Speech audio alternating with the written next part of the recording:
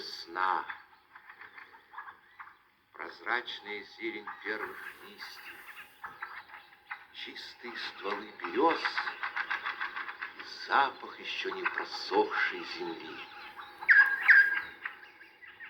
Прислушайтесь, какой разноголосый гомон слышится в лесу.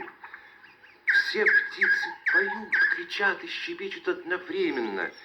Такой шум бывает только на рассвете. Когда солнце поднимается выше, часть птиц стихает. Совсем близко из соседних кустов доносятся удивительно знакомые звуки. Начинает петь соловей.